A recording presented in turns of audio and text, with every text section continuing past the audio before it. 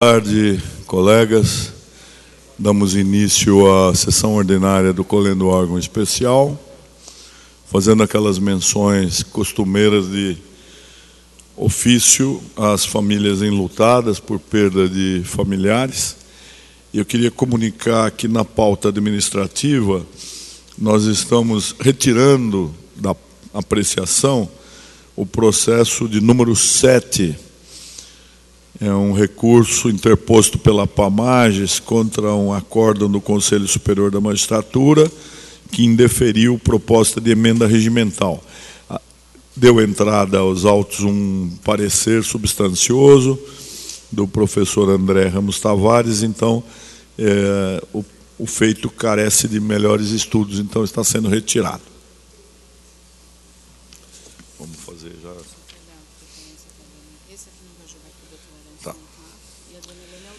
Nós vamos dar preferência na pauta administrativa à proposta orçamentária setorial do Tribunal de Justiça e do Poder Judiciário para o exercício de 2015.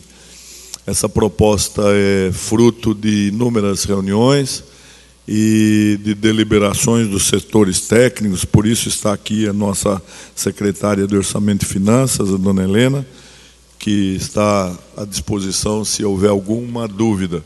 Nós procuramos elaborar uma proposta que, ao menos em parte, recompusesse a participação do Poder Judiciário de São Paulo no Orçamento Geral do Estado. Como não é surpresa para ninguém, nós temos tido um decréscimo acentuado ao longo dos anos, e chegamos nesse exercício de 2014 com uma participação de 3,42%, quando o mínimo convencionado deveria ser de 6%. Então, nós estamos tentando reposicionar a participação do Tribunal de Justiça de São Paulo no Orçamento Geral do Estado.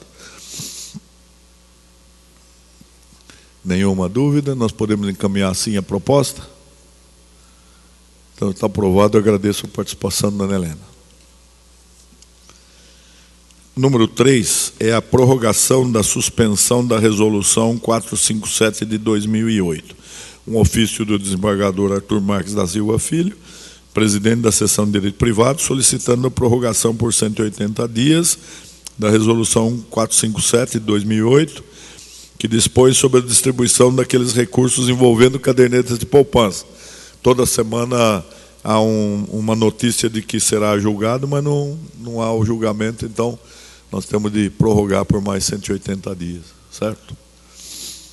Número 4, permuta solicitada pelos doutores Nilza Bueno da Silva, juíza de Direito da Fazenda Pública de Barueri, e Graciela Lorenzo Salzman, juíza da Primeira Vara Cível de Barueri, e Bruno Paes Straforini, juiz de Direito da Segunda Cível de Guarulhos.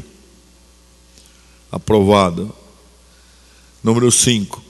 Minuta de projeto de lei complementar, extinção dos cargos de agente administrativo judiciário do Tribunal de Justiça Militar do Estado. É proposta daquele tribunal e nós aqui temos que encaminhar o projeto à Assembleia. Aprovado. O número 6 é um expediente do desembargador Ivan Marques da Silva. Ele está com graves e sérios problemas de saúde e solicita dispensa de efetivação por antiguidade no órgão especial, com destinação da vaga ao seu sucessor regular. O Conselho encaminhou com proposta de deferimento. Não é possível obrigar o desembargador a assumir. Desembargador Evaristo dos Santos? Eu voto com a divergência no Conselho, senhor presidente. Pois não. Desembargador Cascone? A anotação do meu impedimento? Pois não, já está anotado o seu impedimento. Desembargador Enio Zuliani? Senhor presidente, também quero votar com a divergência. Pois não. Desembargador Almeida Guilherme? Aprovamos recentemente uma resolução de que nem o convocado podia recusar. E aí não é nem a convocação. Agora, há um elemento, há um fato diferente que parece que está extremamente debilitado, está extremamente doente, se aposentaria. Sim. E por razões que todos nós conhecemos. Foi. Desembargador Eros Picelli. Eu só queria ponderar que, na verdade, é um caso excepcional. Nós não estamos dispensando por dispensar. Nós estamos, na verdade, dispensando mediante uma justificativa muito séria no caso concreto, é especificamente o caso concreto. O desembargador Ivan não tem condições de saúde para enfrentar o órgão especial mesmo. Então, é uma situação específica. Por favor, eu só queria ponderar esse aspecto, né? E há previsão no regimento, que mediante justificativa nós podemos, Desembargador Pires Neto.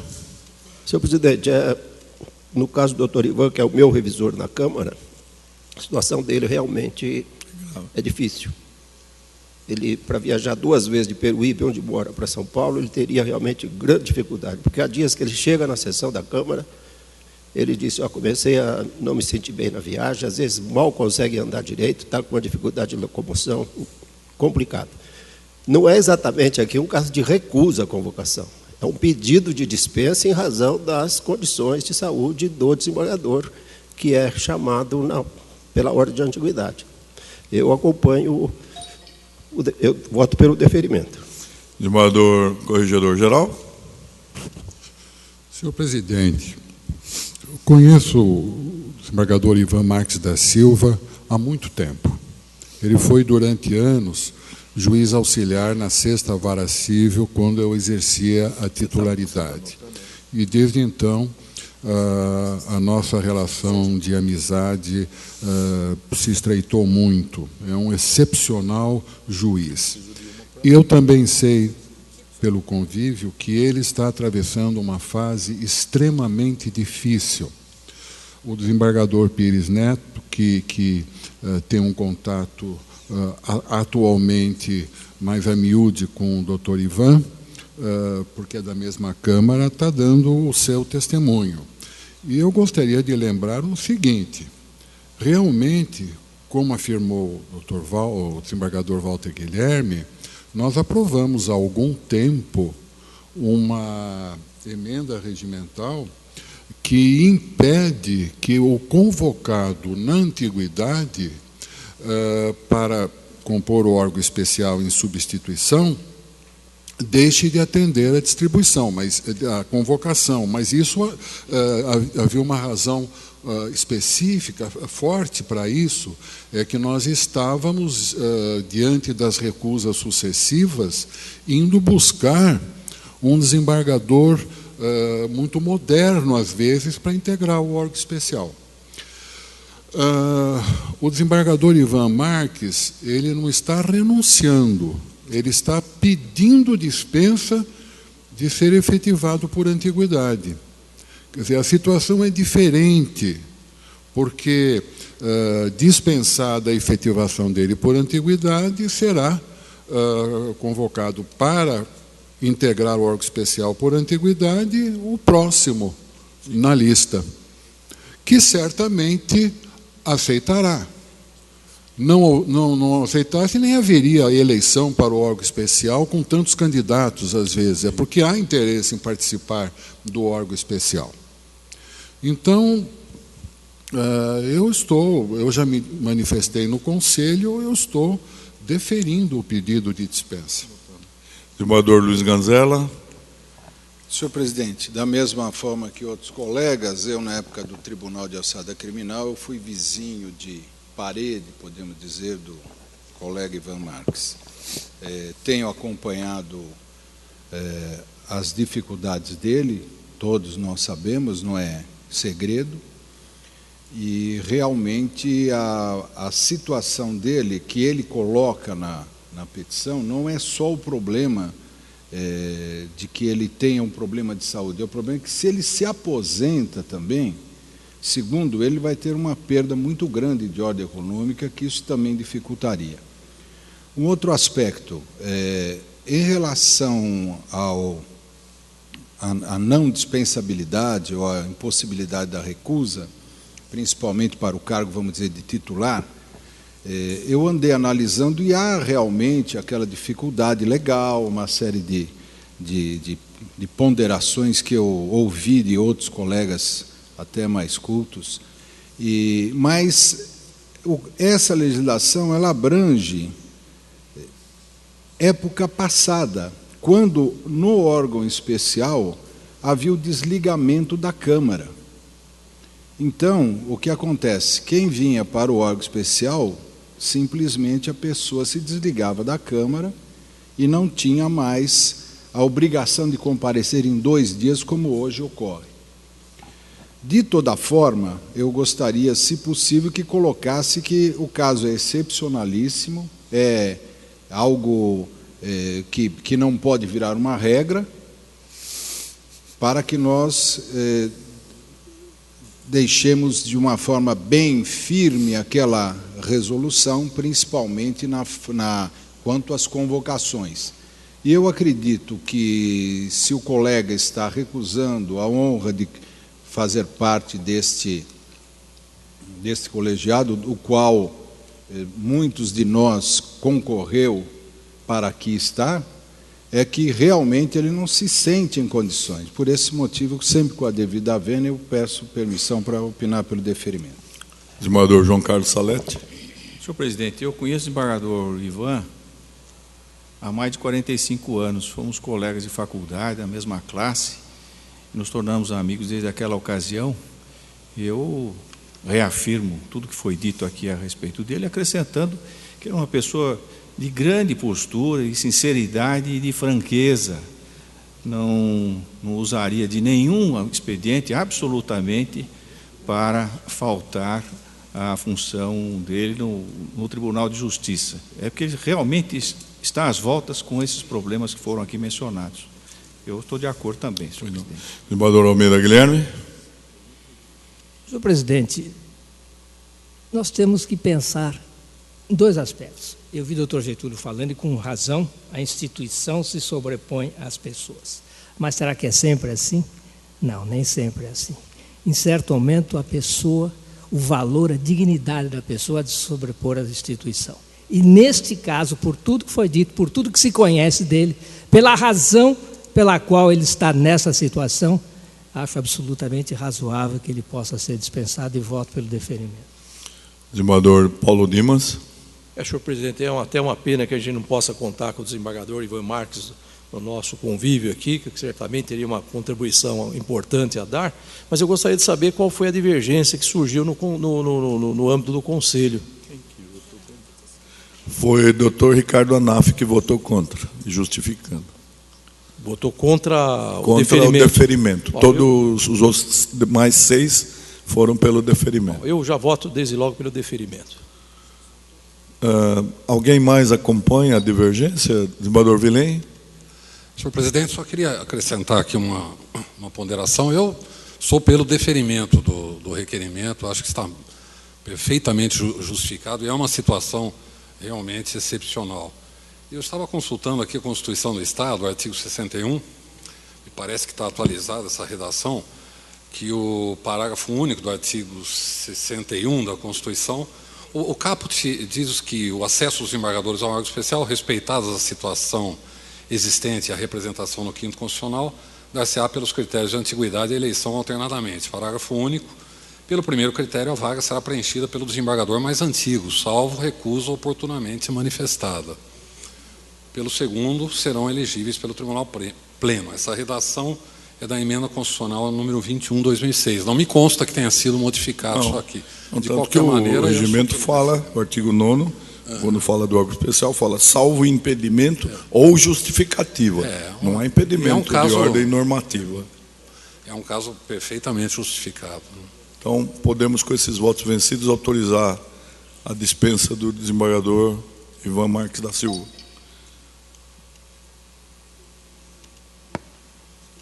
Acho que você apertou aí.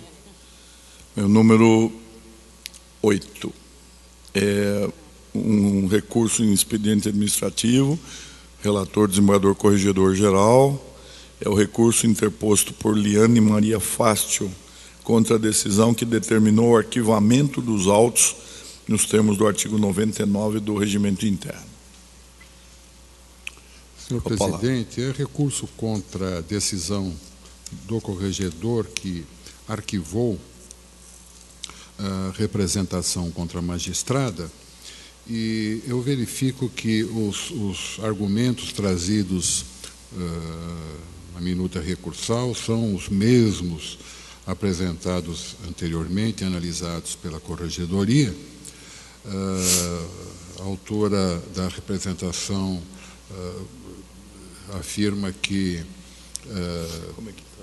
propôs a ação de indenização por dano moral e o desfecho do processo não foi a ela favorável. E diz que a juíza tergiversou para deixar de a beneficiar.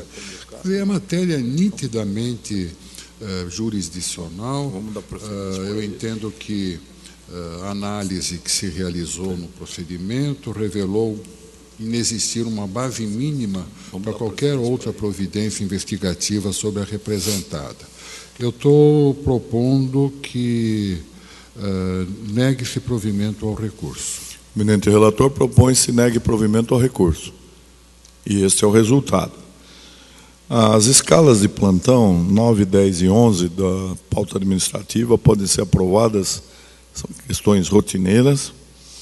Número 12, uma indicação de desembargador de carreira, a vaga decorrente da aposentadoria do desembargador Luiz Augusto San Juan França. O indicado é o Dr. Walter Alexandre Mena. Aprovado. Número 13, uma proposta de alteração da Resolução 623 de 2013, quanto à competência para processar e julgar as ações de responsabilidade civil extracontratual das concessionárias e permissionárias de serviço público, apresentada pela Comissão de Desembargadores designada para estudo dessa norma.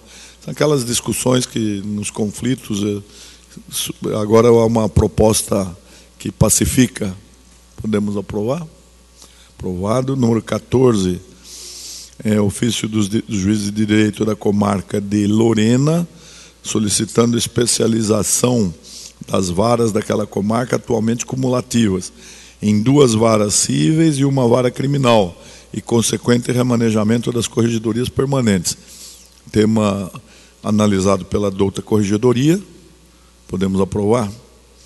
O número 15, prorrogação de prazo para conclusão de processo administrativo disciplinar. O relator é o desembargador Ademir Benedito, e ele pede prorrogação para concluir o processo contra o Dr. Gersino Donizete do Prado. Podemos prorrogar. Finalmente, o número 16.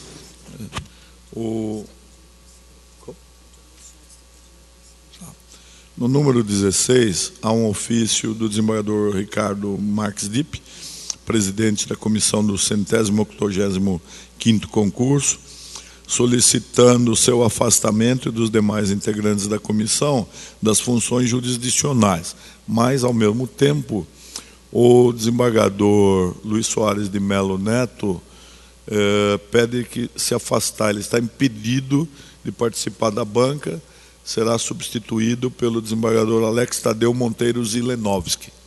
Todos de acordo? E cadê o meu voto lá? Houve um último aditamento, é aquela questão, desembargador Itamar, da questão de interesse do desembargador Rubens Cury. Vocês querem falar alguma coisa? Eu fiz um voto e distribuí, talvez seguindo a orientação de Vossa Excelência. Eu li o voto de Vossa Excelência e concordo. Concordo plenamente, porque foi instaurado o contraditório, ele desistiu daquele interesse que ele havia manifestado, a desistência foi considerada corretamente por este órgão especial como não prejudicial ao andamento do processo. Agora o processo retorna e é caso mesmo de invalidação por ilegalidade, por inconstitucionalidade daquele acordo. Concordo plenamente com o voto de Vossa Excelência. Desembargador Roberto Macracken.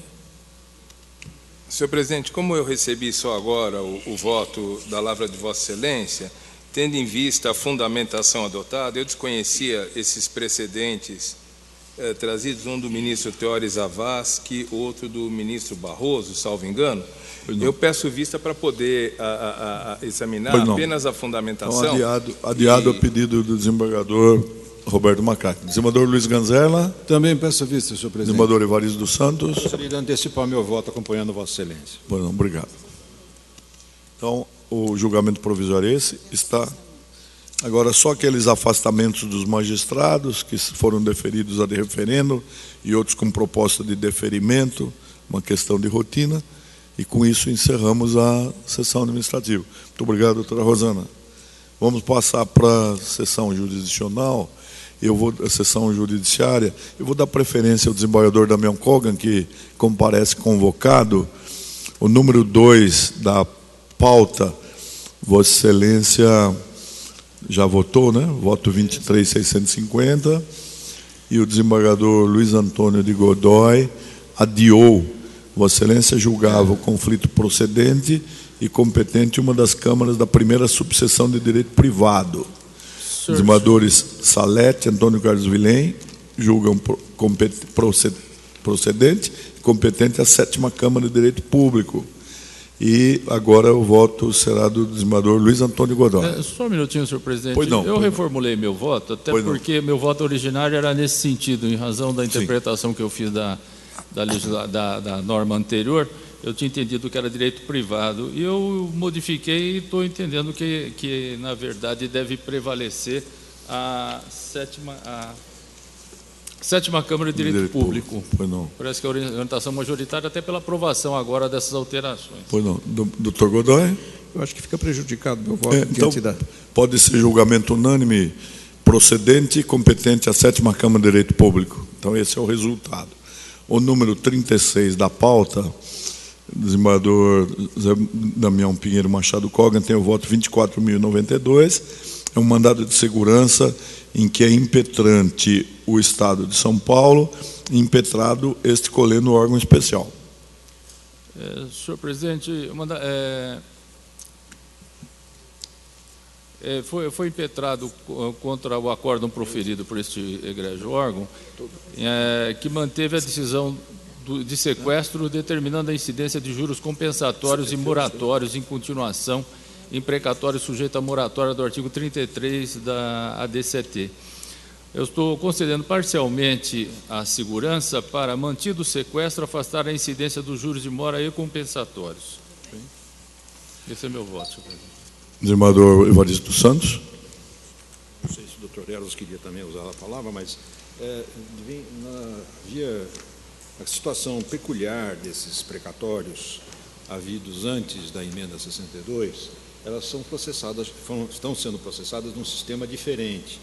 Passam a integrar um regime especial com a subsistência determinada pelo Supremo das regras de direcionamento e de regramento de precatórios para esses mesmos pedidos anteriormente, é do regime especial sujeito a uma outra ordem de pagamento, razão pela qual o órgão especial, em reiteradas decisões, tem entendido de que não subsiste mais essa determinação de sequestro, na medida em que o novo regramento imputa a outra entidade, seria o presidente do tribunal, a legitimidade passiva para suportar um eventual sequestro por falta de fundos para pagamento de precatórios. Então, todo o respeito, eu estaria divergindo, ou se Vossa Excelência quiser repensar em função dessa nova orientação, talvez não tenha acompanhado como o órgão especial vem decidindo nesses casos. Desembargador Eros Picelli. Realmente o desembargador Damião Kogan está sendo pego de surpresa mais uma vez. Porque, na verdade, houve uma modificação de orientação para que o órgão especial passasse a acompanhar a orientação do Supremo no sentido de, uma vez declarada a inconstitucionalidade da emenda 62 pelo Supremo Tribunal Federal, ele próprio, o Supremo, suspendeu essa decisão na expectativa de uma modulação que ele fará. Enquanto não feita a modulação pelo Supremo, segundo ele próprio, ele determina que todos os tribunais apliquem integralmente a emenda 62, o que faz com que aquela nossa tese antiga de não aplicabilidade da emenda 62 para os precatórios antigos, anteriores a ela, e somente para os precatórios novos, posteriores a ela, não prevaleça mais. Então, nós passamos a entender, segundo o entendimento atual, que em todos os precatórios nós aplicamos a emenda 62. Então, neste caso aqui, seria caso, na verdade, de denegar a segurança, em razão desse precatório também estar coberto, segundo a orientação nova que Vossa Excelência não sabia realmente da orientação atual desta corte. Era só isso que eu queria falar. Desembargador Itamar. Eu quero salientar que aqui em Petrante é a Fazenda do Estado de São Paulo, que pretende o afastamento dos juros remuneratórios e moratórios em continuação. Quer dizer, não é caso, portanto, de denegação da segurança. Ainda que se afaste o sequestro, é caso de se afastar também, e aí concede-se a segurança, em parte, a contagem desses juros em continuação. Então, adiado ao pedido do desembargador vice-presidente. 2 outros feitos permanecem adiados, os de número 3 e 4 da pauta. Então, esses não serão julgados se houver alguém esperando. Desembargador Evaristo dos Santos. Senhor presidente, não sei se o número 1 também teria sido incluído nessa lista de afastamento. Já foi retirado. Agora nós temos uma sustentação oral. Eu agradeço ao desembargador Damião Koga. Se quiser permanecer com a gente. Eu agradeço. Desembargador Evaristo dos Santos. Não, o número 12 é o desembargador Antônio Luiz Pires Neto, o relator. Eu convido o doutor Lucas Campos a assumir seu lugar na tribuna. Indago de Vossa Senhoria se dispensa a leitura do relatório. Gostaria de ouvir a leitura do relatório, primeiramente. Não, então a palavra com o eminente relator. Não dispensou o relatório, presidente? Não, não dispensou.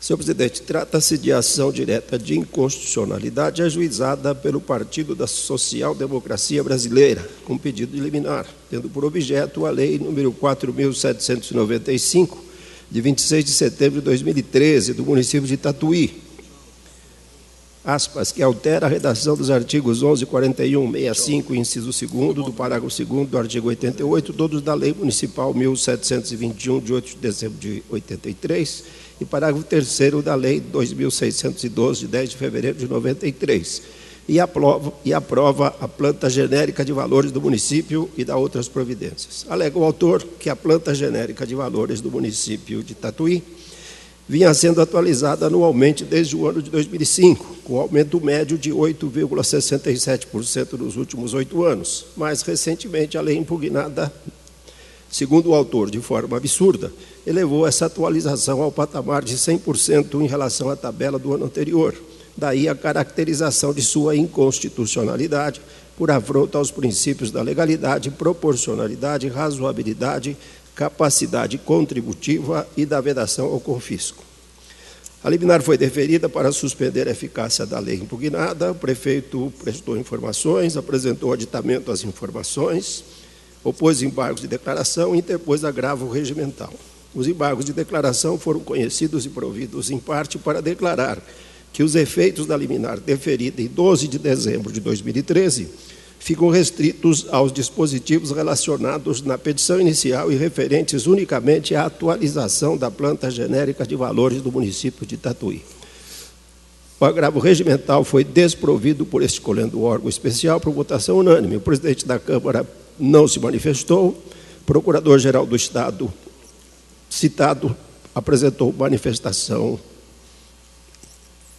alegando que não tinha interesse na causa, e a douta Procuradoria-Geral de Justiça, representada pelo Dr. Nilo Espínola Salgado Filho, opinou pela improcedência, e esse é o relatório. Vossa Senhoria tem o prazo regimental para fazer sua sustentação. Agradecido, presidente. Excelências. A questão trata-se sobre a inconstitucionalidade de IPTU.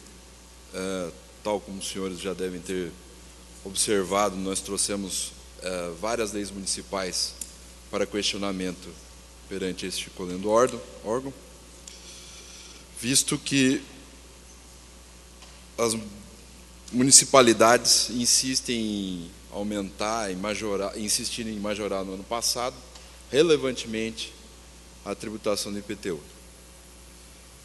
Excelências, presidente, não se está a tratar de um caso corriqueiro. Quando o cidadão ele é surpreendido com o aumento de IPTU, de um tributo de uma obrigação ao próprio terreno, de um bem que não necessariamente produz proventos para ele, e de repente ele se vê às vistas com simplesmente o dobro do tributo que ele tinha observado no ano anterior, está-se a se tratar de um aumento relevante, de um gravame relevante.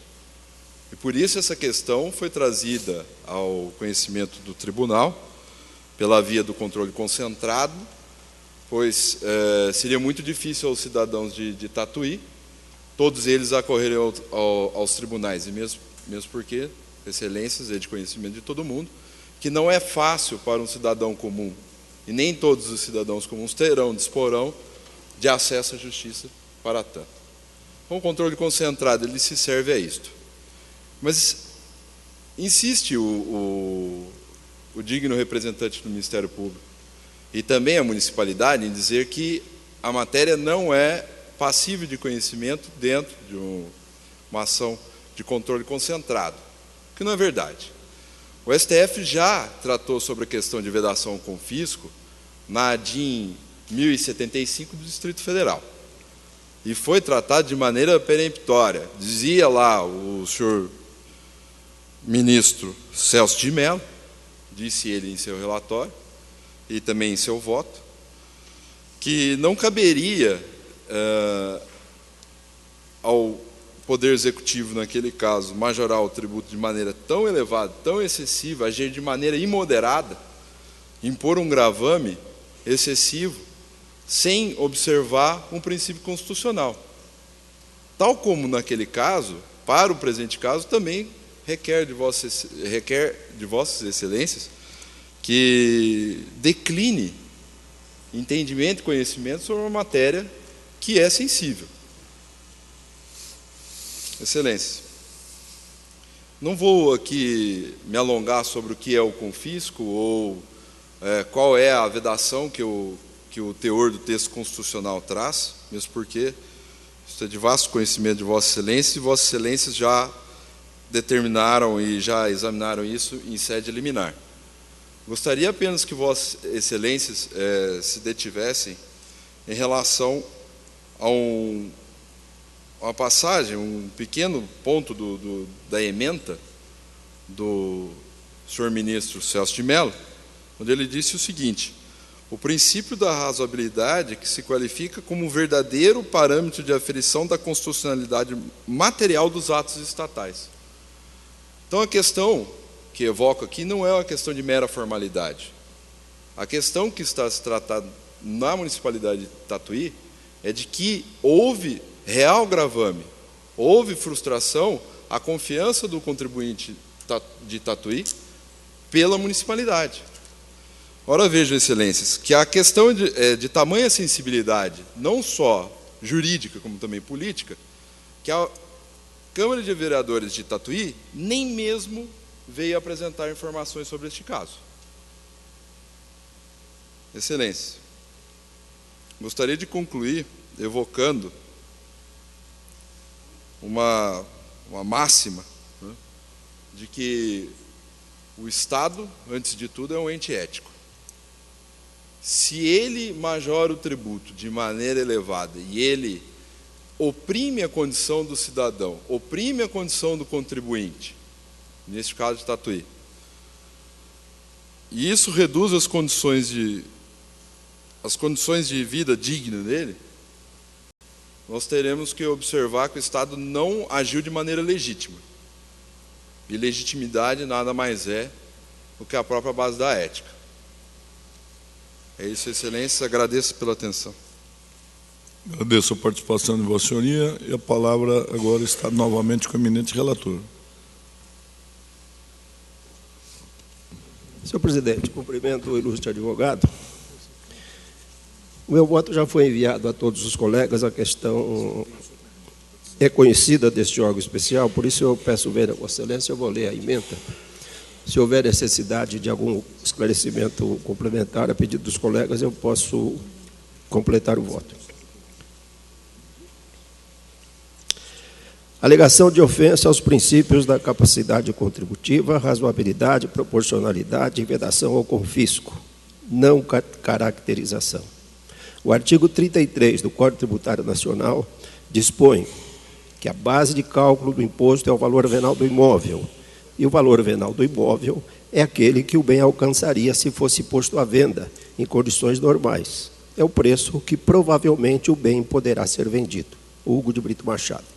É perfeitamente possível, portanto, a revisão da planta genérica de valores, mesmo em patamar que escape ao padrão dos índices utilizados em revisões anteriores, para que seja alcançado, na medida do possível, o valor de mercado do bem. E, nesse caso, não há falar-se em confisco e eventual violação dos princípios da razoabilidade, proporcionalidade e capacidade contributiva, o que ocorreria somente se a revisão atingisse patamar tal que, superando abusivamente os parâmetros orientados pelo mercado imobiliário, inviabilizasse o direito de propriedade, hipótese inocorrente na espécie destes autos.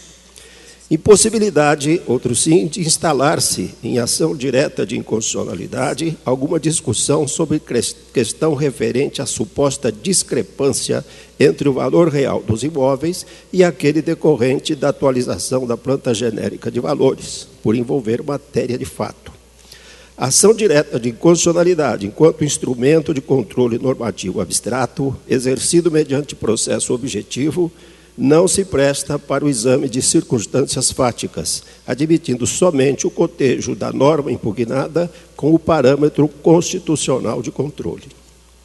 Ademais, não evidenciada alguma hipótese de patente ilegalidade ou inconstitucionalidade pelos mencionados fundamentos, não poderia o Poder Judiciário, a pretexto de reparar eventual injustiça social, imiscuir-se no juízo de oportunidade e conveniência da administração e do legislador para afastar o critério acolhido pela lei impugnada e eleger, ele próprio, o judiciário, quais índices mais adequados teriam aplicação no reajuste da planta genérica de valores, precedentes deste colhendo o órgão especial, julgados em datas recentes.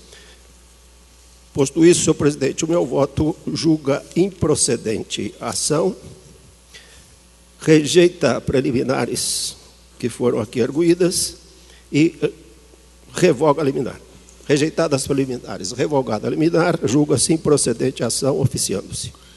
O eminente relator julga improcedente a ação.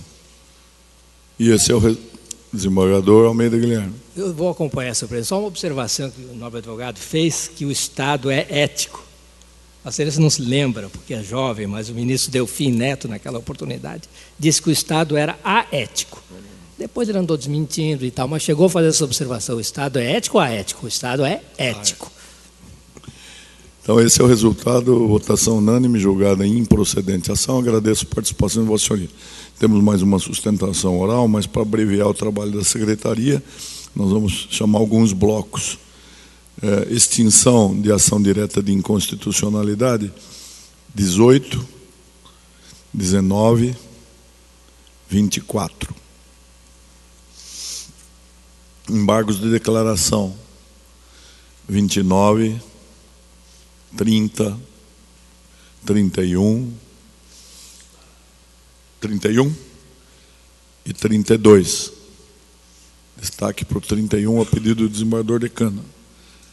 Vício de iniciativa de ação direta de inconstitucionalidade, 20, e 28. Conflitos de competência 16 e 17. Agravo regimental 14 e 42. Ação direta de inconstitucionalidade 22, 25, 26, 27. Desembargador Corregedor Geral. O 22 eu queria ver. 22, mas depois a gente pede para o relator proferir o voto, depois Vossa Excelência com vista. Desembargador Almeida Guilherme. Vossa Excelência, no vice de iniciativa, citou 20 e 28. Aqui está 20, 21, 23 e 28. Qual que foi no... 21 é que e 28? As preferências são excluídas. Pois não, né? pois não. Desculpa. Mandado de segurança 35, 37 e 38. Agora nós podemos apregoar, desembargador Corregedor. Me considero impedido no 37. Já tem anotação aí? Já está anotado que Vossa Excelência está impedido. Contra a Corregedoria. Já está anotado. Nós vamos apregoar o número 5, relator desembargador Roberto Macraken. E vai haver sustentação tanto pela Procuradoria-Geral de Justiça, procurador Rossini Lopes Jota, como pelo doutor Paulo Bacarim, pelo requerido. Então, consulto ambos se dispensa a leitura do relatório. Sim, sim. O senhor dispensa a leitura do relatório? Eu gostaria de que ele lesse o relatório, relesse o relatório, para facilitar então, eu peço ao eminente desembargador Roberto Macraken que faça a leitura do relatório. Número 5. Senhor presidente, cuida-se de ação direta de inconstitucionalidade ajuizada pelo douto Procurador-Geral de Justiça do Estado de São Paulo, por meio da qual requer, em síntese, a declaração de inconstitucionalidade da Lei 15.855, de 2013. Para tanto, sustenta, em síntese, que a lei apontada é incompatível com os artigos 5º, 24, parágrafo 2º, artigo 180, inciso 5 e 181, todos da Constituição Bandeirante. Que a iniciativa parlamentar significa invasão da esfera de assunto de reserva da iniciativa do chefe do Poder do Executivo.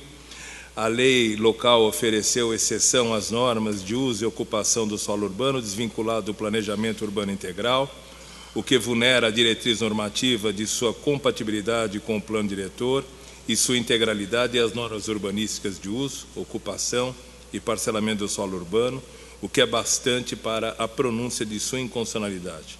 Portanto, restar igualmente violados os artigos 185 e 181 da Constituição Estadual. As folhas 15/16, o nobre desembargador Grava Brasil concedeu a liminar pleiteada. A nobre Procuradoria-Geral do Estado de São Paulo deixou de promover a defesa da lei, sob a alegação de que a norma trata de matéria exclusivamente local. O ilustre prefeito do município de São Paulo apresentou informações às folhas 273/297, onde informou que defendeu preliminarmente a impossibilidade jurídica do pedido e, no mérito, a improcedência do pedido. A douta Procuradoria-Geral de Justiça do Estado de São Paulo pugnou pelo provimento da presente demanda. A ilustre presidente da Câmara Municipal de São Paulo manifestou-se, a folhas 351 e 373, pela improcedência da demanda.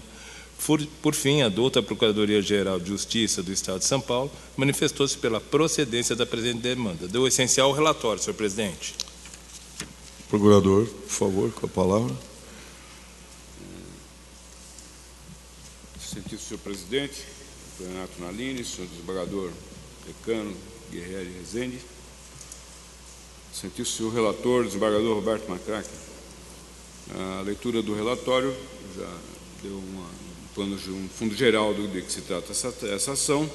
Mas para entrar um pouco mais exatamente no que diz respeito, imagine-se que essa ação, na verdade, essa lei municipal, ela dispensa a exigência do habite, do auto de vistoria, alvará de conservação, auto de conclusão, certificado de conclusão, auto de regularização ou documento equivalente para obtenção do auto de licença de funcionamento de estabelecimentos com mais de 1.500 metros quadrados, estabelecimentos não residenciais.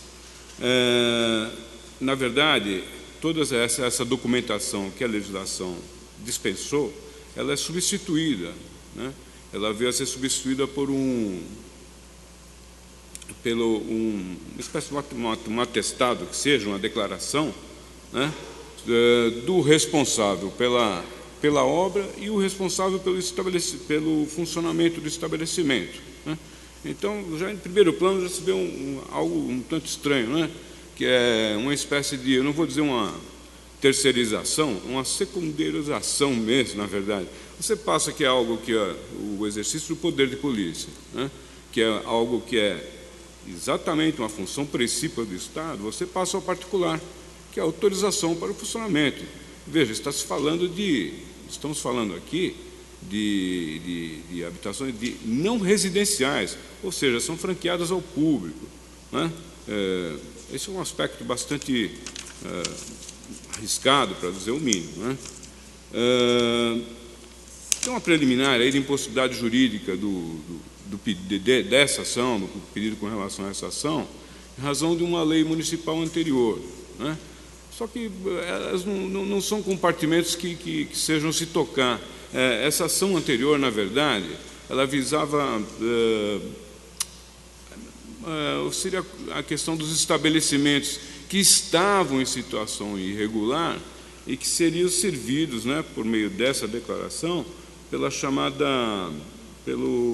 auto de licença de funcionamento condicionado, né? Mas assim, ela me parece que tinha prazo de validade de 2 anos, ou seja, aqueles estabelecimentos que estivessem funcionando de maneira irregular, ele tinha um prazo de 2 anos para regular essa situação, e assim, ele, ao cabo disso, fazendo essa demonstração, ele culminaria por ter aprovado. Quer dizer, não tem relação nenhuma com essa legislação atual, que ela tem objetivos para o futuro, né, e presentes, né?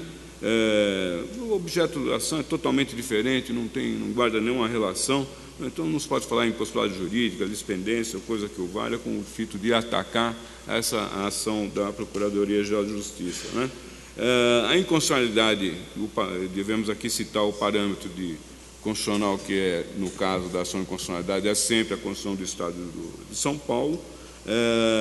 Ela se dá em primeira instância em face do artigo 5º, né? Na medida que, na verdade, o Poder Legislativo aí, ele trouxe incumbências, né, ao Executivo, né, no que diz respeito às despesas decorrentes da execução da lei, que correrão por conta de dotações orçamentárias próprias, suplementadas e tal, se necessário for. Obviamente será sempre necessário isso daí. Isso já basta para o reconhecimento da inconstitucionalidade, nada obstante essa casa, ela tenha feito ultimamente, tenha sido bastante flexível com relação a isso. Ela não é flexível no que diz respeito, às vezes sim, com relação à questão da iniciativa, mas não quando se cria despesa para o Executivo. Ora, fato que essa lei foi sancionada, ela foi sancionada pelo prefeito municipal, ou seja, ela teve o beneplácito da prefeitura municipal, do Executivo.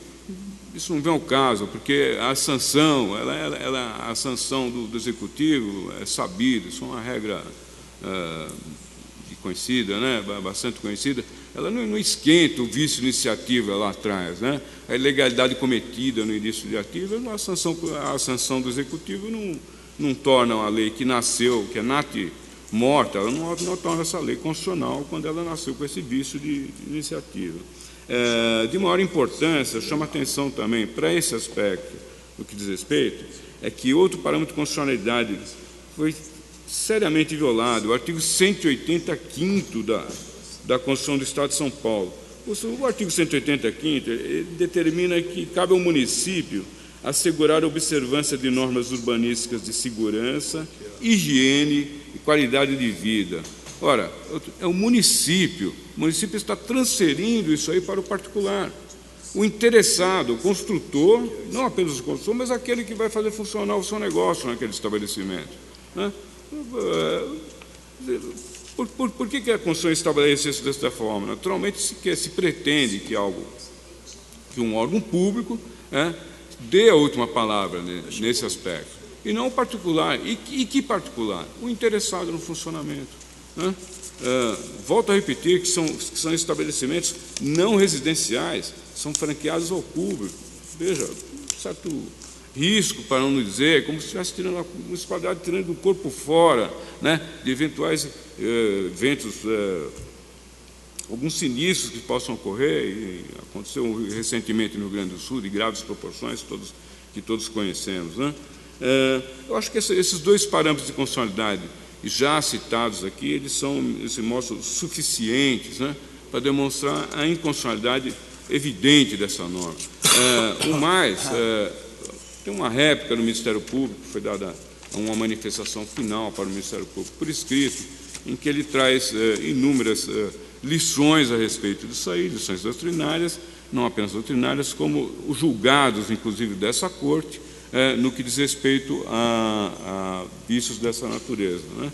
Mas eu gostaria de fazer lembrar, apesar, como eu me fiz uma referência aqui, da flexibilidade que atualmente se tem visto essas ações de inconstitucionalidade no que diz respeito ao vício de iniciativa, que recentemente aqui, havendo por relator o desembargador Luiz Ganzella, né, no município de Guarulhos, e se tratou de uma lei aqui que institui o auto de licença de funcionamento condicionado e de outras providências. E aqui, esse acordo aqui é de 31 de setembro de 2013, e deixou estabelecido que gera uma jurisprudência remansosa, pacífica desse órgão especial. Aqui eu vou ler apenas a conclusão, né? Tema relativo a atos de gestão, ingerência do Legislativo em matéria de competência privativa do Executivo, né? Ação julgada procedente, deve ser julgada procedente a ação direta de inconstitucionalidade de lei municipal, que abriga a matéria de competência privativa do Executivo, pelo vício de iniciativa e por afrontar o princípio da separação e harmonia entre os poderes, e ainda em razão de não se admitir, em princípio, iniciativa parlamentar a implicar aumento de despesa para a administração, que o artigo 3º dessa lei, faço questão de relembrar, prevê expressamente. Nesses termos, eu aguardo a procedência da ação. Agradeço a participação de Vossa Senhoria e com a palavra, eminente advogado. Senhor presidente, desembargador Naline, senhor relator Roberto Macracken, demais membros do órgão especial, digníssimo membro do Ministério Público Federal, Ministério Público Estadual, digo. O que traz a Câmara aqui na tarde de hoje é exatamente essa lei 15.855, sobre a qual pende uma ação direta de inconstitucionalidade. Eu pretendo resumir, ser bastante sucinto na minha exposição, e resumir ela em três pequenos blocos. Vou recuperar brevemente as alegações do MP. A primeira é de que haveria violação à separação de poderes em razão do vício de iniciativa. Então, artigo 5º e artigo 24 da Constituição do Estado. Haveria violação, o outro parâmetro alegado, artigo 180, inciso 5, diz que a legislação municipal deve observar as normas urbanísticas. E o 181 relaciona as limitações de uso e ocupação do solo à observância do plano diretor. Uso e ocupação do solo, eu repito, hein? Bom, para demonstrar que essas ofensas não se sustentam, eu vou me permitir, então, entrando no segundo bloco da minha breve argumentação, basta explicar o que é a Lei 15.855. Inicialmente, é interessante explicar como é que funciona o atual sistema. Digamos assim, imediatamente antes da Lei 855. Você tem inúmeros alvarás sobre o imóvel físico. E você tem, depois, um alvará de funcionamento. Quer dizer, eu vou chamar esses alvarás sobre o aspecto físico do imóvel de habite-se. São aqueles que o membro do Ministério reportou, auto de conclusão de obra, tal. Eu vou chamar eles de habite-se. Então, você tem habite-se de um lado, alvarás sobre a estrutura física do imóvel, e depois você tem licença de funcionamento, que significa dizer, aqui pode funcionar uma padaria ou não, pode funcionar um posto de gasolina ou não, pode funcionar uma igreja ou não. É o funcionamento, é a atividade. Então, este regime jurídico, ele vinculava você obter a licença de funcionamento, ou seja, a atividade, aos alvarás do aspecto físico do imóvel. O que essa lei veio fazer? E eu vou explicar depois por que ela fez isso. Para imóveis até 1.500 metros quadrados, ela fala o seguinte: você não precisa esperar o habite-se para ter a licença de funcionamento. Basta que você traga um laudo técnico de um profissional habilitado, de um engenheiro, atestando a observância da legislação federal, estadual e municipal. E, mesmo assim, essa substituição deste laudo do habite-se pelo laudo do profissional de mercado, ele não isentou, entretanto, o auto de vistoria do Corpo de Bombeiros. Então, o exemplo da Boate Kiss não serve aqui, porque para obter licença de funcionamento com relação à atividade dele, ele pode trazer um laudo menos do Corpo de Bombeiros, o AVCB, porque esse ele vai ter que trazer de qualquer maneira. O que a gente chama a atenção quanto a essa pretensa substituição é o seguinte: tanto o engenheiro da prefeitura quanto o de mercado, não é qualquer papel, não é qualquer declaração, tanto o engenheiro da prefeitura quanto o de mercado, pela própria lei federal, ele já está submetido às mesmas, a responsabilização civil e penal por aquilo que ele assina. E aí, a segunda parte dessa lei, ela diz o seguinte: para imóveis de 1.500 a 5.000 metros quadrados, você vai ter 2 anos de prazo, você passa a viger a questão da licença de funcionamento condicionada, ou seja, ele dá um prazo de 2 anos para que você consiga, então, o habite-se. Então, é basicamente isso. Até 1.500 metros quadrados, então, você pode trazer um laudo de um profissional habilitado, um laudo de mercado atestando o cumprimento, cujo profissional já está submetido à responsabilização civil e penal da própria profissão dele. Para imóveis de 1.500 a 5.000, vale o alvará condicionado, que, aliás, foi alvo de uma ação aqui nesse tribunal, e uma ação de inconstitucionalidade. O tribunal julgou a licença condicionada constitucional. Então, retomando esses argumentos, esses 3 argumentos do MP, e juntando agora com o conhecimento da Lei 15.855. Olha, a Lei 15.855 trata de poder de polícia clássico. É norma clássica de poder de polícia. Ela estabelece um comando geral e abstrato. Ela não impõe nenhuma obrigação concreta ao Poder Executivo e nem cria órgão no Poder Executivo. As estruturas de concessão, de análise e concessão de alvarás da Prefeitura existem e continuarão existindo. Essa norma é uma norma típica de poder de polícia. Portanto, não há violação à separação de poderes. Também, esta legislação, a Lei 15.855, não tem nada a ver com o artigo 180. A lei não manda observar a legislação urbanística. E aí eu queria trazer um dado concreto, para que os senhores tenham uma ideia da situação. Essa lei, na verdade, ela melhora a efetividade da observância dessas normas urbanísticas. Para vocês terem uma ideia, desembargadores, senhores desembargadores, excelências, existem uma coisa da ordem, no cadastro municipal de contribuintes, existem cerca de 2.400.000 contribuintes. Existem apenas 64.000 licenças de funcionamento 2.400.000, apenas 65 mil conseguiram cumprir a atual legislação. Então, para sanar esse gap, esse delta, é que vem a Lei 15.855, de maneira que você tenha pelo menos um profissional habilitado certificando toda a aplicação da legislação àquele imóvel, sem impedir com isso que ele trabalhe, que ele funcione. E também a Lei 15.855 não tem nada a ver com uso e ocupação do solo. Ela é uma norma de poder de polícia, como eu expliquei. Trata de norma de concessão de licença de funcionamento. Ela alterou o regime jurídico para licença de funcionamento. Ela não tem nada a ver com uso e ocupação do solo e muito menos com plano diretor.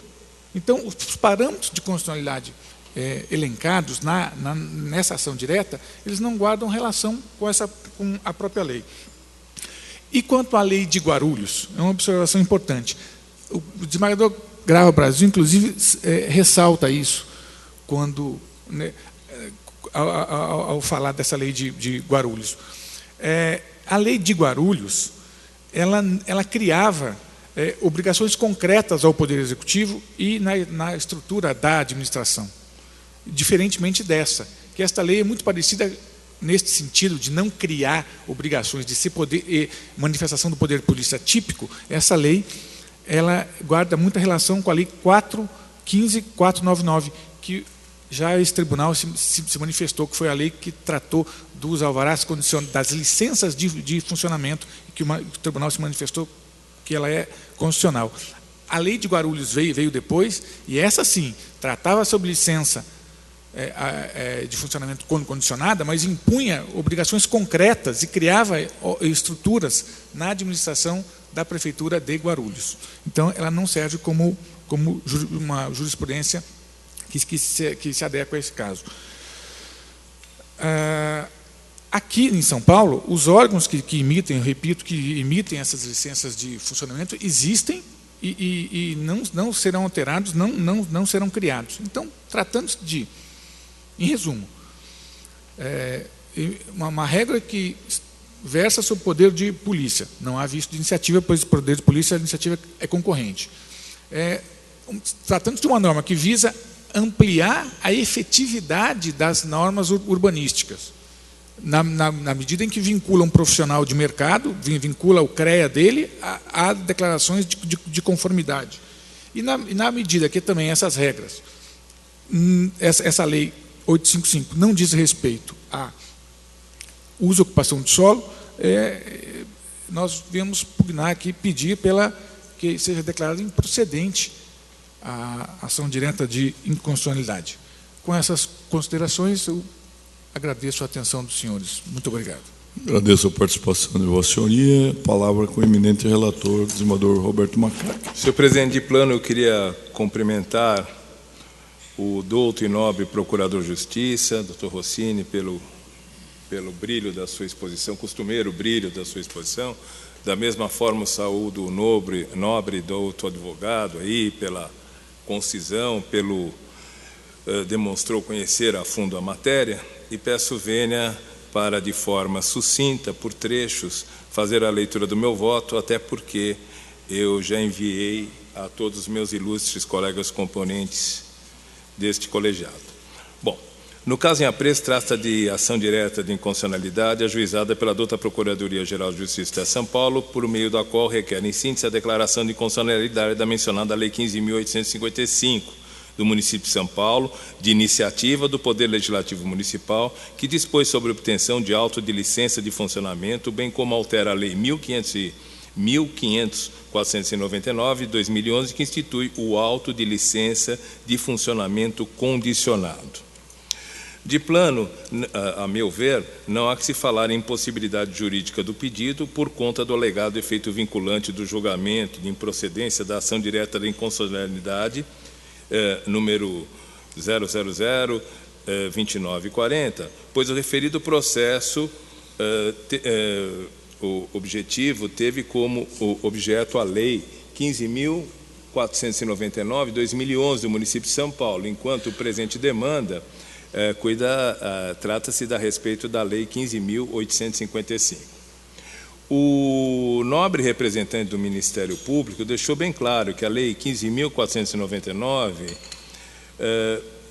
tem como objeto de ação direta de inconstitucionalidade anterior e cita trata de auto de licença de funcionamento condicionado para instalação e funcionamento de atividades não residenciais em edificações irregulares, enquanto a Lei 15.855, de 1º de setembro de 2013, dispensa a exigência de determinados documentos: habite-se, auto de vistoria, alvará de conservação, auto de conclusão, certificado de conclusão, auto de regularização, ou documento equivalente, expedidos pela Prefeitura para a obtenção do auto de licença de funcionamento de que trata a Lei 10.205, de 1986, para os imóveis com área total edificada até 1.500 metros quadrados, para obtenção do mencionado auto de licença de funcionamento.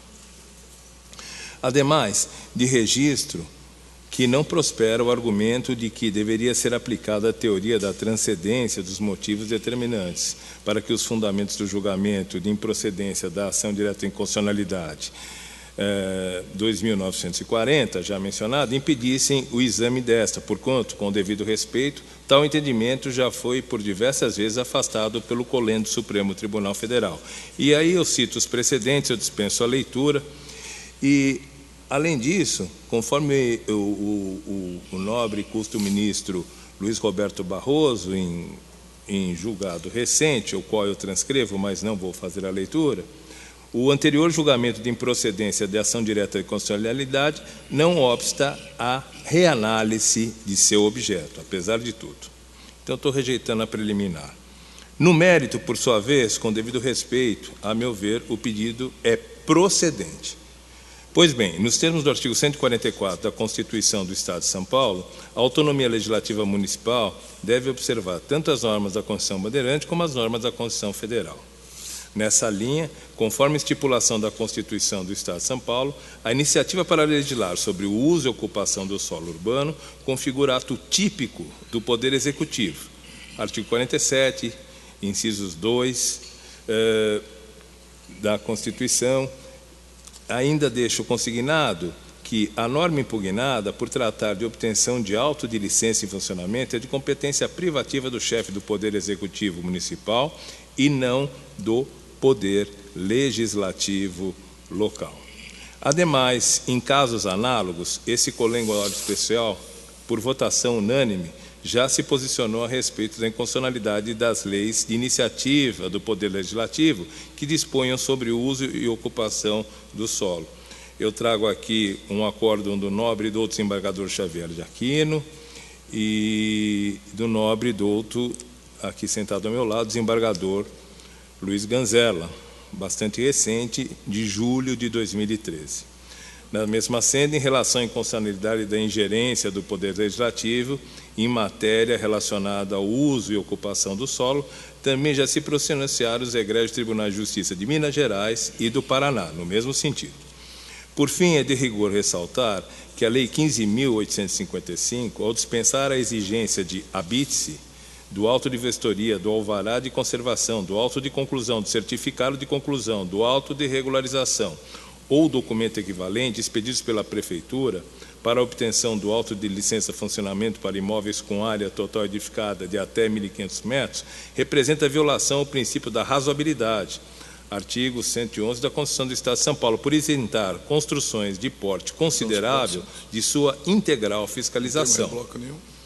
Com efeito, o denominado habite-se, por exemplo, trata, na verdade, conforme enuncia Eli Lopes Meirelles, de um alvará de utilização que precisa ser obtido após a conclusão de determinada obra, pois representa a condição legal e necessária para que possa ser ocupada, e, como o próprio nome transparece, habitada. Nessa linha, ensina o renomado administrativista, tem um trecho da obra dele, Direito de Construir, é de 79, mas é uma obra consagrada, apesar de ser anterior à Constituição atual, fala: toda construção urbana, especialmente a edificação, fica sujeita a esse duplo controle, urbanístico e estrutural, que exige a prévia aprovação do projeto pela Prefeitura, com a subsequente expedição do alvará de construção, e posteriormente do alvará de ocupação, vulgarmente conhecido por habite-se. Além da aprovação do projeto, o controle da construção se estende à execução da obra mediante fiscalização permanente, que possibilitará embargo e demolição quando em desconformidade com o projeto aprovado ou com infringência das normas legais pertinentes, como veremos no decorrer deste capítulo. Aí o doutor Eli continua na sua sempre belíssima exposição, este consagrado professor de Direito Administrativo. E nem se alegue com todas as vênias que o habite-se representa preocupação inoportuna, porquanto tem como principal finalidade a integridade física dos ocupantes da construção erigida. Em abono a tal entendimento, explica o engenheiro e advogado Francisco Maia Neto, em artigo publicado pelo tema, que eu achei bastante oportuna a transcrever parte.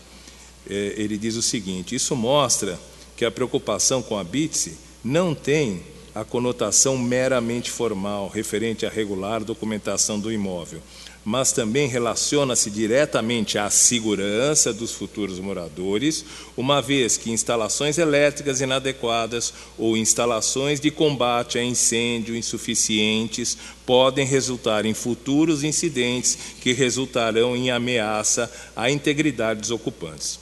Logo, com a devida vênia, o habite-se concedido pela Prefeitura é o documento oficial essencial para a comprovação da rigidez da construção, ou seja, cuida de certificado de que esta foi realizada em conformidade com os projetos ou com o projeto aprovado, previamente pelos órgãos públicos competentes, com o escopo de garantir a segurança dos futuros ocupantes, de modo que a sua dispensa não se mostra razoável, notadamente em construções de maior parte.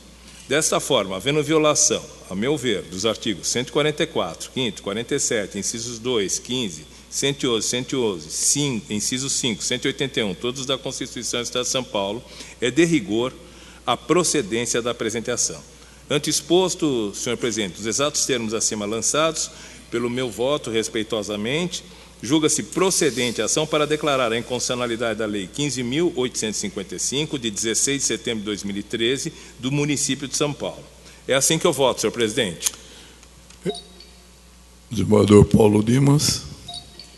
Senhor presidente, eu vou pedir vista dos autos, porque, como foi ressaltado aqui, nós estudamos uma situação anterior, também de auto de licença e funcionamento condicionado, caso que envolvia uma lei também da Prefeitura, e que nós, por votação unânime, consideramos a ação improcedente. Então, eu vou analisar melhor para ver as diferenças que existem em relação ao caso anterior. Desembargador Almeida Guilherme. Também peço visto, senhor presidente. Então, o resultado provisório é adiado ao pedido dos dois eminentes desembargadores. Agradeço a participação de vossa senhoria.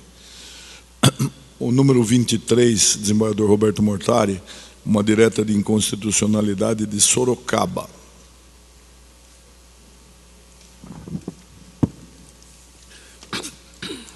Senhor presidente, eu vou me permitir dar a emenda. Ação direta de inconstitucionalidade, Lei 10.653, 10 de dezembro de 2013. De iniciativa parlamentar.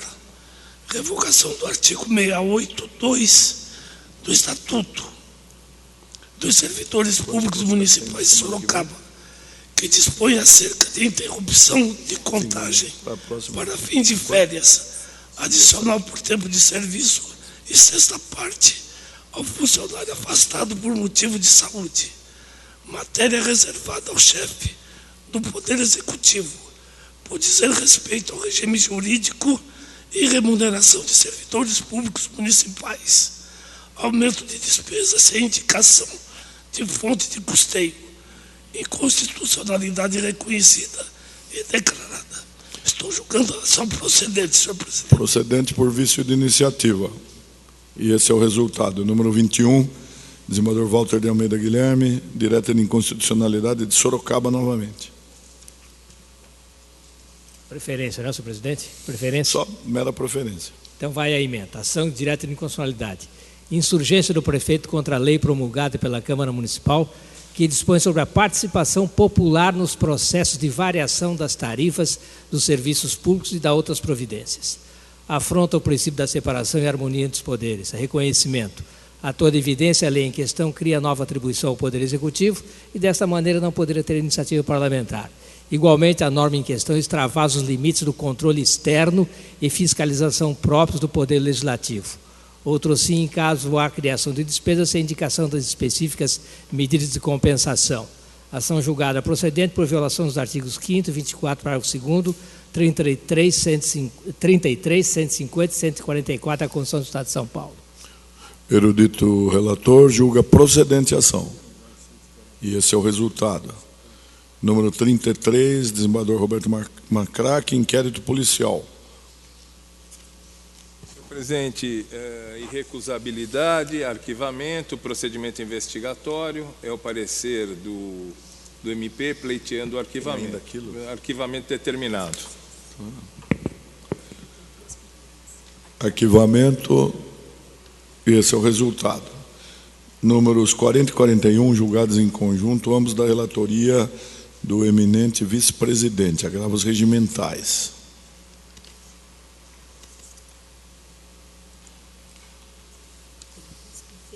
Isso aí.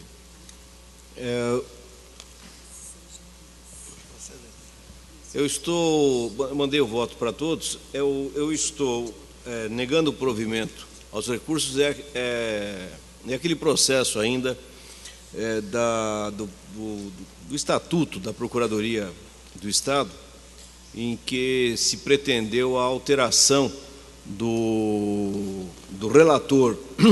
Acontece que o relator, desembargador Luiz Soares de Mello, ele cessou a investidura dele no órgão e o processo foi redistribuído ao desembargador Péricles Pisa. E os impetrantes estão insistindo que da manutenção do desembargador Luiz Soares de Mello, o que, com todo respeito, é impossível, porque nós perpetuaríamos a permanência de um desembargador que teve cessada a investidura no órgão especial. Então, nos dois casos, eu proponho ao órgão especial negar provimento ao agravo regimental.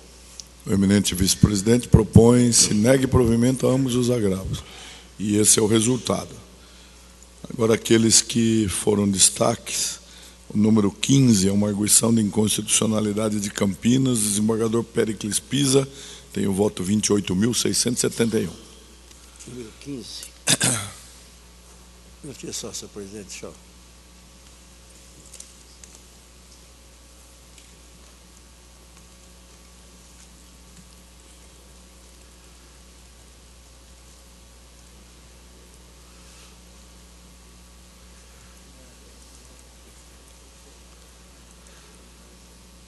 Arguição de inconstitucionalidade da Lei Municipal de Campinas, que proíbe a cobrança de tarifa de usuários do shopping center.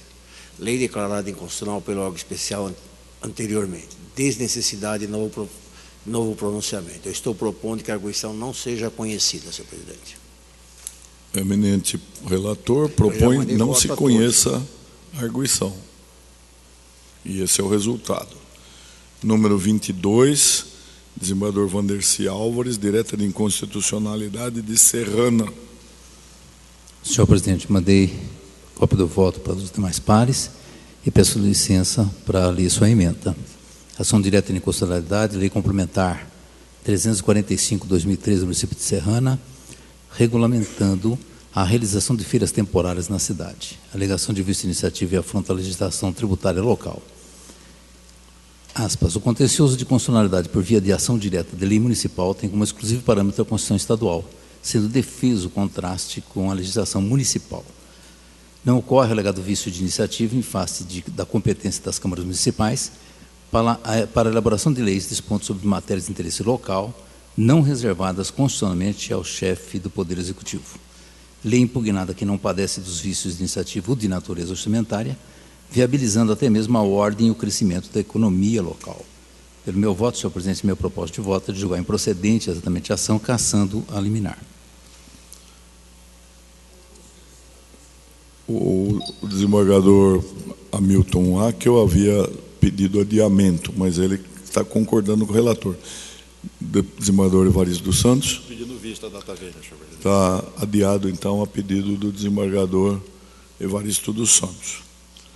O número 31, embargos de declaração, desembargador Tristão Ribeiro é o relator.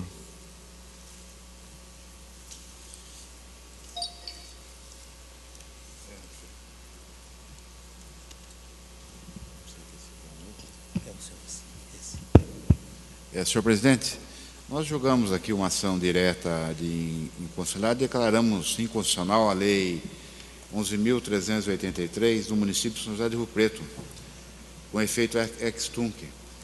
E agora o próprio prefeito, que foi o autor daquela ação, que foi julgada procedente, ela restringia, diminuía a distância entre alguns estabelecimentos com pós-gasolina e estabelecimentos de educação, entre outros. Ele pede agora que se confira uma modulação a esta nossa decisão, sob o argumento de que entre a promulgação da lei e a edição do tribunal foram expedidos 2 alvarás para proprietários construírem postos de gasolina. Mas eu aqui já encaminhei o meu voto a todos os eminentes colegas. Eu estou entendendo que não é o caso de modulação. Então, por isso, eu estou propondo que sejam rejeitados os presentes embargos de declaração. Que, aliás, a petição interposta pelo prefeito nem foi mesmo com esse título. Eu que determinei que se processasse, até para que a questão fosse examinada por esse colegiado. Quem que pediu destaque? Desembargador Sérgio Rezende. Entendo que aqui deve-se acolher os embargos e fixar a modulação ex nunc, no mínimo, a partir da suspensão da cautelar. Isto porque, antes da suspensão da cautelar, duas empresas pleitearam o alvará que foi dado. Não há a menor dúvida, a meu ver, que ocorreu o direito subjetivo que integrou o patrimônio dessas empresas. Tanto o professor Oswaldo Aranha Bandeira de Mello, como seu filho Celso Bandeira de Mello, professor Oswaldo Aranha, em acórdão proferido nesse egrégio tribunal, assinalava que, quando há, nesse caso, direito subjetivo que integrou o patrimônio do particular, a única solução, no caso do poder público, seria a desapropriação. E o professor Bandeira de Mello também entende da mesma forma. Então, para resolver essa questão, porque vão surgir problemas com relação a essas duas empresas, eu proporia, no mínimo, que a eficácia da invalidação ocorresse, no mínimo, após a suspensão cautelar, que ocorreu 20 de janeiro de 14, 7 ou 8 meses depois de ter dado os alvarás de construção e já tinham praticamente construído os 2 postos de gasolina. Esse é meu voto. Aberta a divergência. Desembargador Corregedor-Geral. Está adiado a pedido do Corregedor-Geral da Justiça. Desembargador Tristão. Eu só gostaria de fazer um esclarecimento, que até estou mencionando aqui no meu voto, que, na verdade, não se comprovou que esses detentores de alvarás iniciaram qualquer construção. Apenas uma alegação de que foram expedidos esses alvarás. Então, essa é uma das razões pelas quais eu até estava propondo a rejeição dos embargos. É só um esclarecimento. Então, adiado a pedido do desembargador Corregedor-Geral. Número 39 da pauta é o mandado de segurança, relator, desembargador Evaristo dos Santos. Eu estou retirando de pauta, senhor presidente, com data vênia. Está retirando. Eu recebi petições agora, nesse instante. Está retirado de pauta pelo eminente relator. O número 6 é uma direta de inconstitucionalidade, cujo relator é o desembargador Tristão Ribeiro. É isso que falta? Então, o voto 21.889 e Vossa Excelência com a palavra. Esse aqui? É o número da pauta, senhor Ainda presidente? tem esse? Número 6. 6. E esse ainda tem que julgar. Tá. Ação direta de inconstitucionalidade, lei número 1483/2008 do município de Areiópolis, que dispõe sobre a reestruturação dos empregos, normas administrativas operacionais e plano de carreira dos servidores do Poder Executivo do município de Areiópolis e dá providências. Criação de cargos em comissão sem requisitos exigidos constitucionalmente, funções próprias de cargos e provimento efetivo, atribuição dos cargos e funções a ser definida em decreto do chefe do Poder Executivo, em afronta aos princípios da reserva legal e da separação dos poderes, sujeição dos cargos criados ao regime jurídico seletista, que viola a exigência do regime administrativo, ofensa aos artigos 5º, parágrafo 1º, 24, parágrafo 2º, 1, 111, 115, incisos 1, 2 e 5 e 144 da Constituição Estadual. Precedentes: inconstitucionalidade da lei reconhecida, ação procedente. É a ementa, senhor presidente. O eminente relator julga procedente a ação. E esse é o resultado. Mais um feito adiado, número de ordem 8. Desembargador Evaristo dos Santos julgava procedente a ação, julgou, e pediu vista ao desembargador Roberto Macracken, que vem com seu voto 30.658, Câmara Municipal de Cerquilho. Senhor presidente, o voto 30.658 é do doutor Evaristo. Não, mas eu estou concordando plenamente com o doutor Evaristo. Acompanho na íntegra a procedência da ação do eminente relator. Então não há divergência, ação procedente, votação unânime. Número 9 é uma direta de inconstitucionalidade, adiado também pelo desembargador Roberto Macracken. O relator Ademir Benedito. Da mesma forma, acompanho o relator para julgar a ação procedente em parte, senhor presidente. Então, sem divergência. O número 10, desembargador Paulo Dimas tem o voto 19.202, julgava a ação improcedente, pediu vista desembargador Evaristo dos Santos. Senhor presidente, eu encaminhei meu voto divergente a todos os colegas. Eu vou observar meu entendimento a respeito do vício de iniciativa, mas eu gostaria de, no caso concreto, fazer duas observações que me pareceram bastante interessantes e talvez direcionem uma orientação um pouco diferente. Observo, isso no final do meu voto, que a própria prefeitura, a autora da ação de inconstitucionalidade, noticia que foi promulgada a Lei 7.115, que não é a Lei 7.195 de Guarulhos, e objeto dessa arguição e dessa arguição de inconstitucionalidade, né, dessa declaratória de inconstitucionalidade, dispondo expressamente sobre a fixação obrigatória nos lugares e condições que estabelece da lista de medicamentos disponíveis para entrega na rede pública municipal para a população em geral, acrescentando, já está providenciando a fixação nos termos dessa lei, o que seria, né, quer dizer, em atenção, fazendo isso, inclusive, atenção à lei mencionada pelo nobre relator, federal 12.527 de 2011, a Lei de Acesso à Informação, quando, no meu modo de ver, a finalidade da lei atual já estaria sendo atendida pelo aquele antigo diploma.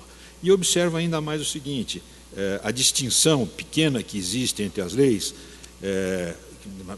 na medida em que a hora em questão abrange, obriga a municipalidade, a prefeitura, o executivo, a indicação de todos os medicamentos fornecidos à população, é o que consta do seu artigo 1º, as folhas 26 dos autos, e atinge também os fornecimentos de medicamentos controlados e de alto custo, para não falarmos em drogas eventualmente de fornecimento a ser observado, expondo, no meu modo de ver, inequivocamente, os postos de armazenamento dessa notória insegurança decorrente dessa divulgação.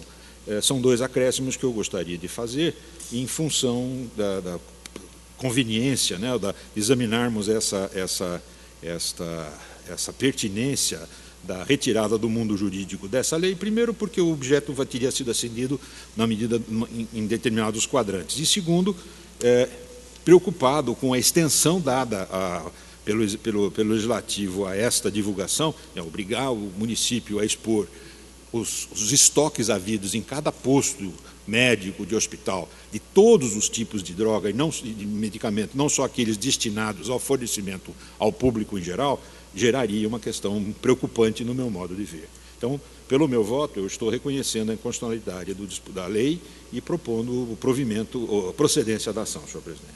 Todo respeito. Desembargador Paulo Dimas.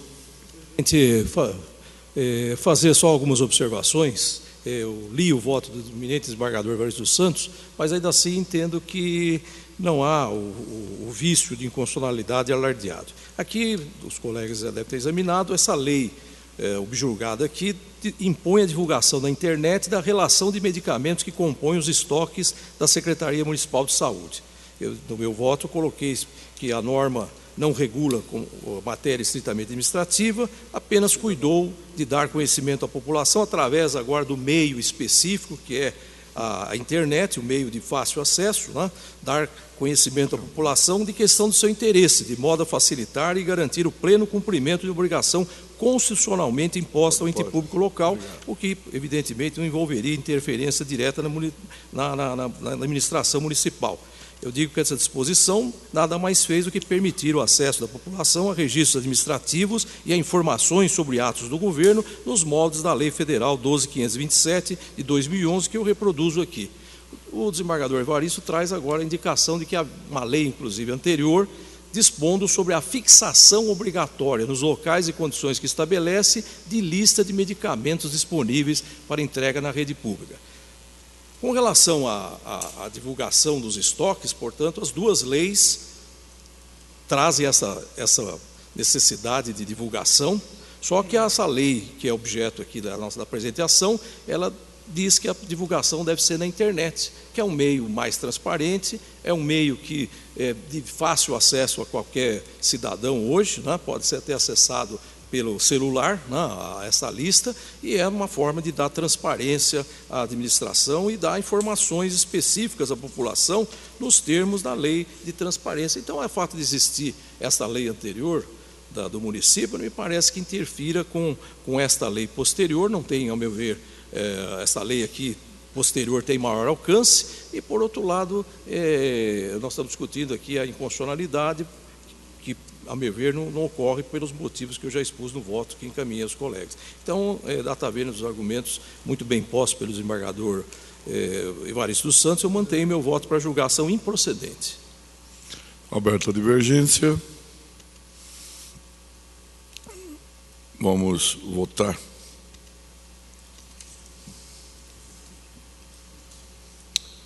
Eu acompanho o eminente relator. Desembargador Eros. Desembargador Eliot. Data vênia com o relator. Desembargador Decano. Também. Desembargador Walter Guilherme. Também. Desembargador Xavier de Aquino. Relator. Desembargador Pires Neto. Respeitosamente com o relator. Desembargador Ferreira Rodrigues. Com a divergência. Desembargador Périx Pisa. Relator, data vênia. Desembargador Salete. Também, senhor presidente. Desembargador Mortari. Relator. Desembargador Ambra. Relator. Desembargador Macraken. Data vênia com o relator. Desembargador Ganzella. Divergência. Desembargador Itamar. Relator. Desembargador Vandercy. Senhor presidente, respeitosamente com o relator. Desembargador Tristão.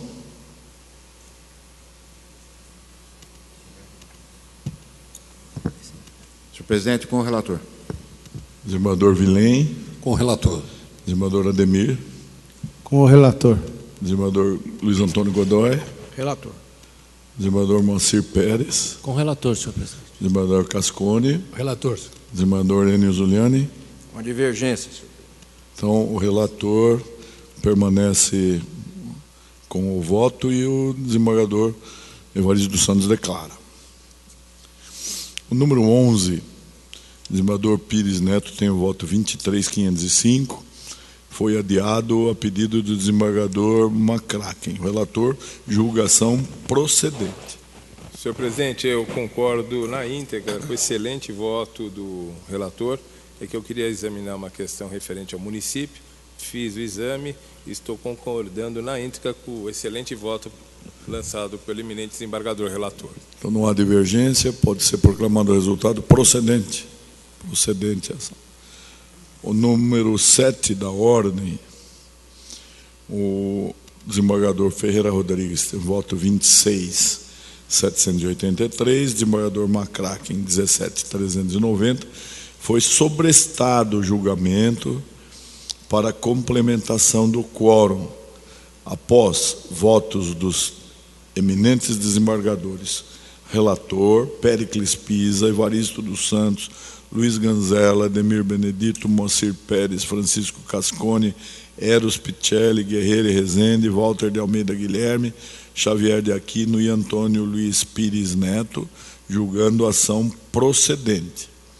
E Roberto McCracken, Paulo Dimas, Itamar Gaino, Wandercy Álvares, Arantes Teodoro, Tristão Ribeiro, Luiz Antônio de Godoy, João Carlos Salete, Roberto Mortari e Luiz Ambra, julgando a ação improcedente. Faltam votar o presidente, que julga improcedente, desembargador corregedor-geral. Improcedente e desembargador Vilém. Improcedente. Então, a improcedência venceu, precisava um para ser julgada procedente. Com isso, terminam os adiados. Agora nós temos 2 processos em que eu estou impedido, o desembargador vice-presidente gentilmente presidirá o julgamento. O número 34 da pauta é mandado de segurança da Comarca de São Paulo, Antônio Luiz Pires Neto, com voto 23.176. É só pedido de preferência com a palavra. 34 da pauta. Senhor presidente, impetração contra ato do presidente deste Tribunal de Justiça que julgou o extinto pedido de sequestro de rendas públicas. Alegação de ilegalidade, inexistência. Para justificar a alegação de quebra de ordem cronológica, a impetrante menciona, de forma genérica e superficial, o pagamento de precatórios, cuja responsabilidade, entretanto, não seria da mesma devedora, IPESP, Instituto de Previdência do Estado de São Paulo, e sim da Carteira de Previdência das Serventias Notariais e de Registro, entidade diversa, sob administração do Instituto de Pagamentos Especiais de São Paulo, que curiosamente tem a mesma sigla IPESP, e que foi criada por lei número 14.016 de abril de 2010, com competência para administrar as carteiras de previdência dos advogados de São Paulo e das serventias notariais e de registro do Estado de São Paulo. Assim sendo, havendo dúvida fundada quanto à plausibilidade do direito alegado na petição inicial, pela falta de demonstração de que os precatórios paradigmas pertencem à mesma devedora, porque somente assim se justificaria o prosseguimento do pedido de sequestro, não há falar-se em ofensa a direito líquido e certo da impetrante, pelo que o meu voto denega a segurança.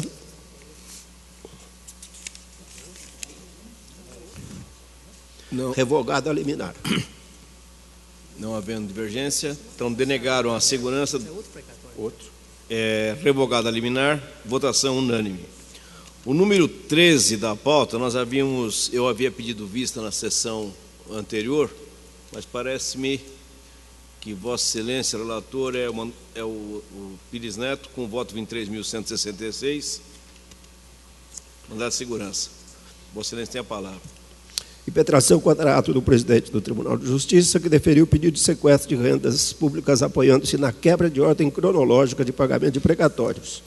Superveniência de informação sobre a suspensão da decisão impugnada por ato da própria autoridade impetrada, com liberação de todos os valores sequestrados em favor da Fazenda Pública.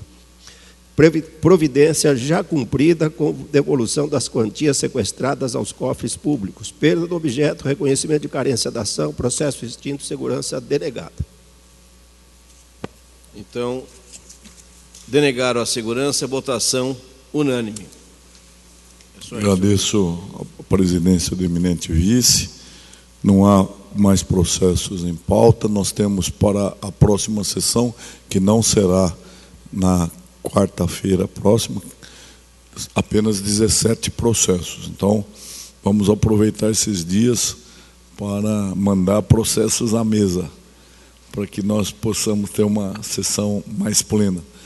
Muito bom início de a Copa das Copas para todos. Muito obrigado. Está encerrada a sessão.